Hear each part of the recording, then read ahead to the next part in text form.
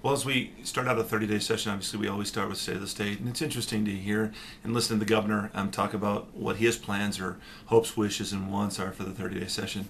As we listen today, he did address some of the issues that we're facing, primarily the budget issue, the budget crisis that we're currently in. I'm not so sure I agree completely, though, with his assessment of the situation.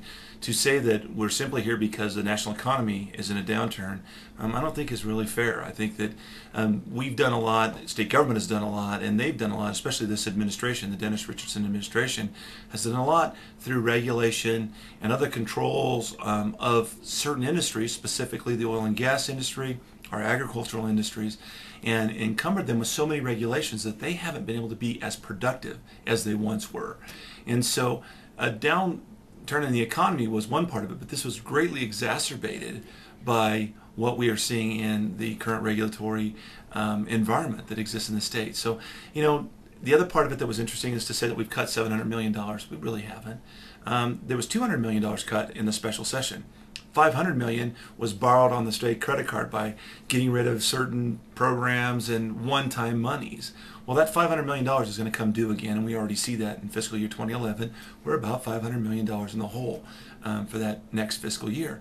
So, I equated to using your credit card to pay this month's mortgage payment. Well, next month, you got to pay your mortgage payment still, and you got to pay that credit card bill off.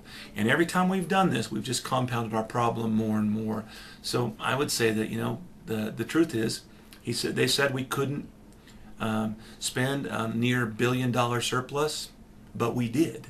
And that's going to be the issue and the legacy that we have to deal with, and we need to deal with it now rather than later. So your solution as a GOP House leader is to cut spending. Are you considering also raising any taxes? I don't think this is the time or the place to raise taxes. So yes, spending is where it has to be cut. No, I don't think we should go take an axe to go do surgery on the state budget, but we should do it with a scalpel. And we need to go back in.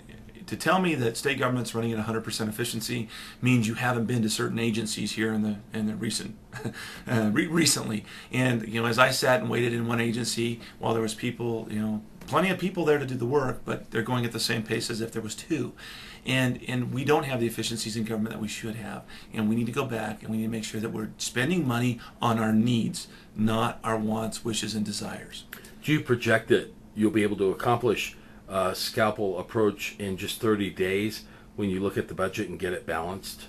Well, it's kind of sad that the LFC and the executive budget come in both with about a $200 million deficit. I think that's by design. They would, there's a couple of groups that would love to see a tax increase. I think we will. We have in the past, and we can if we'll work together and cooperate.